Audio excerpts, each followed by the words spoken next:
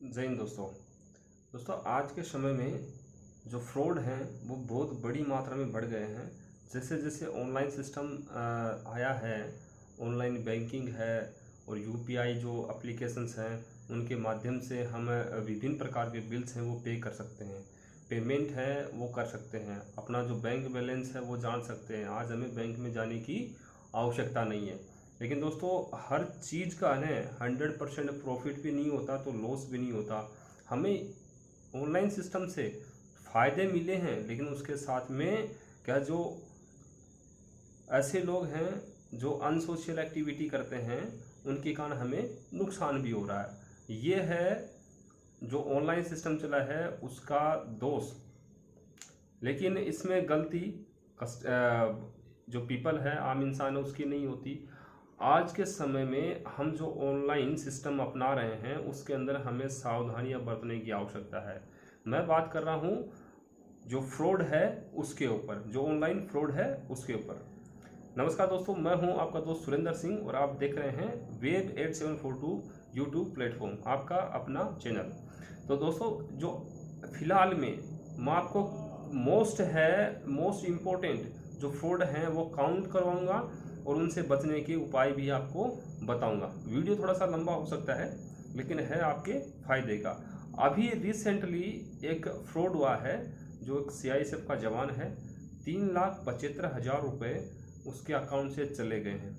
मैं आपको सबसे बड़े जो फ्रॉड की कैटेगरी है वो बताता हूँ, लेकिन इससे पहले मैं आपको ये बता दूँ कि फ्रॉड है, किसी भी प्रकार का फ्रॉड है, जब तक अगले वाला पीपल अगर ट्रिगर नहीं करेगा, ट्रिगर मीन्स जैसे ओटीपी का बताना, कोई लिंक पे क्लिक करना, या अपनी बैंक डिटेल है साझा करना, अपने क्रेडिट या डेबिट कार्ड की डिटेल है वो शेयर करना, आधार कार्ड है उसकी डिटेल शेयर करना, वो इसका अब लेने का माध्यम हैकर्स हैं, वो इन डिटेल्स को लेने का माध्यम किसी भी प्रकार से बना सकते हैं। अब बनाने के अंदर वो आपसे सीधा पूछेगा नहीं, वो कोई ना कोई तरीका अपनाएगा।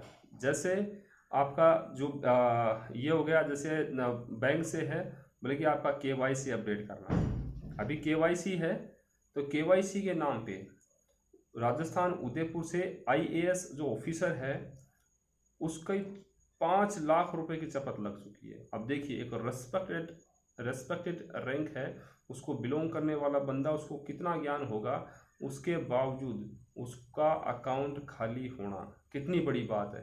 तो सोचने वाली बात है दोस्तों। तो सबसे पहले मैं आपको हाई लेवल का जो तरीका बताता हूं जो वर्तमान में चल रहा है।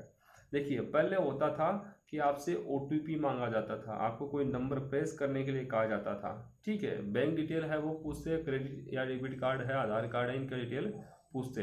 लेकिन आज हैकर इतने तगड़े हैं, वो आपको सामने से कॉल करेंगे और आपको बोलेंगे कि मैं आपका अकाउंट खाली कर रहा हूं, आप कुछ भी कर लो। और दोस्तों वो आपका अकाउंट खाली भी कर देगा, आप कुछ भी नहीं कर पाओगे। लेकिन आप ये सोच रहे होंगे कि अब ये ऐसा करेगा तो हम क्या करेंगे। दोस्तों इसके पीछे का लॉजिक जानिए। लॉजिक ये है, हैकर्स है, आपका जो डिटेल है, मतलब आपका खाता है वो खाली कर सकता है, लेकिन क्या कर सकता है, देखिए उसके पीछे कहानी क्या है।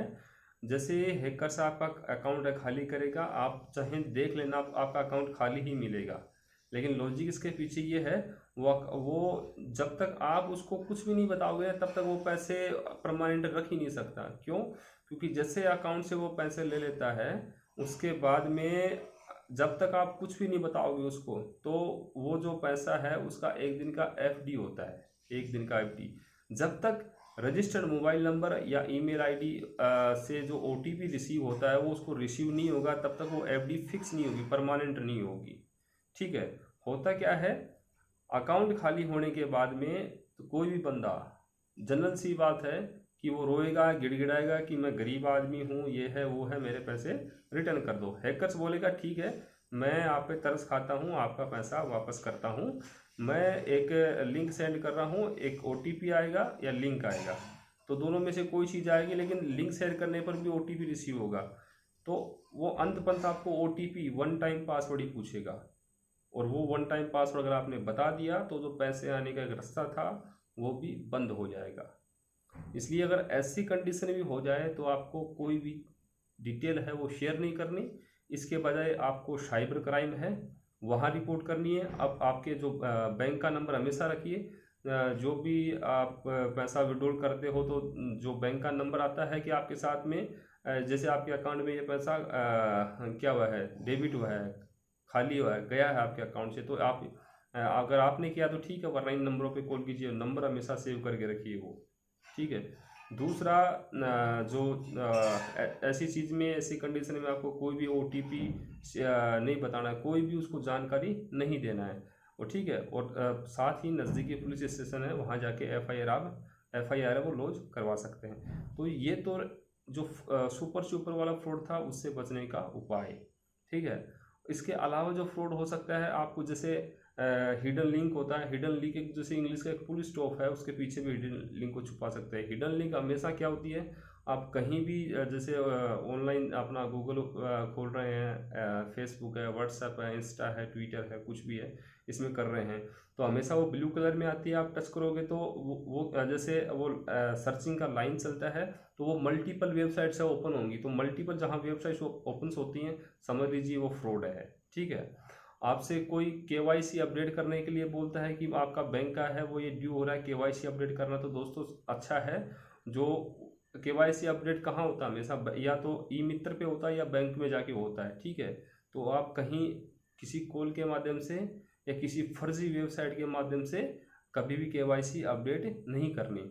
और हिडन लिंक की एक बात बताता हूँ, हिडन लिंक के अंदर जो आपका मोबाइल हैंग होता है, तो मोबाइल हैंग होना जो आपने कहानी सुनी है, वो कहानी क्या है, जैसे आपको हिडन लिंक पे क्लिक करते हो तो उस पर तो अननोन नाम का जो सॉफ्टवेयर है वो क्या अपलोड हो जाता है, और आप प्रोसीजर को आगे बढ़ाते हो। आपका जो सॉफ्टवेयर है वो सॉफ्टवेयर आप का कंट्रोल नहीं होता, मतलब आप मोबाइल का कोई सिस्टम ऑपरेट ही नहीं कर पाओगे। तो वो सिस्टम का कंट्रोल है वो हैकर्स के पास जा चुका, OTP भी आपके पास नहीं आएगा, ठीक है। तो आपको कोई भी ऐसी अनजान एप्लीकेशन को इंस्टॉल नहीं करना। और एक कोई भी एप्लीकेशन आप डाउनलोड करते हो तो उसमें वो परमिशंस मांगता है, ज़रूरी परमिशन को यस करना है, अदरवाइज आपको नो करना है। इसके अलावा जैसे आपका फेसबुक है, जो फेसबुक पे आप हर किसी का फ्रेंड रिक्वेस्ट एक्सेप्ट कर लेते हो, यहाँ तक कि आप फ्रेंडशिप तगड़ी कर लेते हो, अपनी पर्सनल फोटोज़ भी शेयर कर लेते हो, और पर्सनल फोटोज़ के माध्यम से वो क्या करता है, फिर आपको ब्लैकमेल करता है, ठीक है, आपसे पैसे की डिमांड करता है। तो इससे भी बचना है। तीसरा आपको क्या करना है, तीसरा इसके अंदर जैसे आपका जो क्रेडिट कार्ड है, डेबिट कार्ड है, इसकी डिटेल हर किसी ऑनलाइन प्लेटफॉर्म पे रजिस्टर्ड नहीं करके रखनी है आपको। फोर्थ नंबर, आपको अपनी जो अकाउंट की लिमिट है वो सेट करके रखनी है। अकाउंट की लिमिट है वो सेट करके रखनी है। यहाँ तक कि अपना ऑनलाइन सिस्टम में ये भी सिस्टम है कि जैसे आप एक शटडाउन का एक ऑनलाइन एप्लीकेशन को ओपन करोगे अपने, जो जैसे SBI का है तो SBI पर्सनल उसकी जो वेबसाइट में जाके SBI पर्सनल को ऑन करोगे, अपने अकाउंट में जाओगे तो वहाँ आपको शटडाउन का भी ऑप्शन मिलेगा। शटडाउन का मतलब होता है कि आप उसमें उस अकाउंट से आप केवल, जैसे A नाम का अकाउंट है उसमें आपने शट डाउन कर दिया, तो जैसे आपने B अकाउंट का नंबर दिया है उसमें, तो A से केवल B में ही ट्रांसफ़र कर सकते हो पैसे, ये भी कर सकते हो आप। तो कहने का मतलब, करने को बहुत कुछ है, लेकिन सभी जो फ्रॉड्स हैं वो होते कैसे हैं, आपके द्वारा कोई ना कोई क्या है, ये अंगुली है ना, ये बहुत खतरनाक है। ये करना, किसी अनजान लिंक पे क्लिक करना, OTP शेयर करना, बैंक की डिटेल देना, आधार कार्ड की डिटेल देना, ETC। तो इन चीज़ों का भी ध्यान रखें। और एक जो नया फ्रॉड है वो ई-सिम का है, इलेक्ट्रॉनिक सिम। अब ये बात बहुत कम लोग जानते हैं कि इलेक्ट्रॉनिक सिम क्या होता है। इलेक्ट्रॉनिक सिम होता है, जैसे आपने ये जो 5G वाले फ़ोन आ रहे हैं इनमें मतलब ये सुविधा है, हर किसी फ़ोन में नहीं है। इसमें क्या होता है कि जैसे आपने जैसे एप्पल का मोबाइल लिया है जिसमें केवल एक सिम डलता है, आजकल एक इलेक्ट्रॉनिक सिम का जैसे वो इसमें सिस्टम है। तो इसमें क्या है, इसका कस्टमर केयर के पास जाओगे तो वो उसमें आप प्रोफाइल में जाओगे, सेटअप में जाओगे, उसके बाद में वहाँ क्या करवाएगा, आपको पर्टिकुलर नंबर देगा, वो चुनना पड़ेगा, आपको आधार की डिटेल वगैरह उसमें डालनी पड़ेगी। तो एक वहाँ भी आप सतर्कता के साथ में काम करना है। और एक आपको जो इसमें फ्रॉड का एक ही सिस्टम है, मेल ID आपका होना चाहिए, उस पर क्या आएगा, एक लिंक आएगा जहाँ से आपको ई सिम को एक्टिवेट करना है। इसमें एक ही गलती हो सकती है, आप वो कहीं अपना मेल आईडी उसमें न डाल दे, आपके मोबाइल में डाल के, और वो सिम एक्टिवेट ना करें। अगर उसने अपना मेल डाला है तो उस सिम की सारी डिटेल है कहाँ जाएगी, उसके पास जाएगी। इस तरीके से भी फ्रॉड हो सकता है। एक मेल ही होता है जो कभी हैक नहीं हुआ। अपना मेल है वो किसी के साथ शेयर न करे। साथ ही अपना जो बैंक का ओटीपी है, सॉरी जो पासवर्ड है, वो समय समय पे चेंज करते रहिए। पासवर्ड को स्ट्रॉन्ग रखिए, और जो आपके जितने भी ऑनलाइन सिस्टम उनका सभी का सेम पासवर्ड मत रखिए। कमज़ोर पासवर्ड बिल्कुल नहीं रखना है। तो जो ये बातें हैं इनका ध्यान रखना है, और साथ में कोई सस्ती चीज़ में नहीं फंसना है, क्योंकि आजकल लुभावने ऑफर बहुत आते हैं। अगर आपको एक भी लुभावना ऑफर दिखाई दे, समझ लीजिए दाल में कुछ काला है या पूरी दाल ही काली है, ये समझना है। पैसे आपके हैं, आपकी मेहनत के हैं, केवल मैंने आपको सिक्योर करने का तरीका बताया है। तो इन चीज़ों का ध्यान रखें। इसके अलावा ऐसे बहुत सी और चीज़ें हैं जो मैं बता सकता हूँ, लेकिन मोटे तौर पे यही चीज़ें आपको ध्यान में रखनी है। तो उम्मीद करता हूँ आपको वीडियो पसंद आया होगा। जो जानकारी है अगर आपको अच्छी लगी है, इन्फॉर्मेटिव लगी है, तो आप वीडियो को लाइक कर दीजिए, वरना डिसलाइक कर दीजिए। जो भी आप समस्या है किसी प्रकार की, वो कमेंट बॉक्स में रख सकते हैं। अपने सजेशंस हैं, अपनी कंप्लेंट्स हैं, कुछ भी।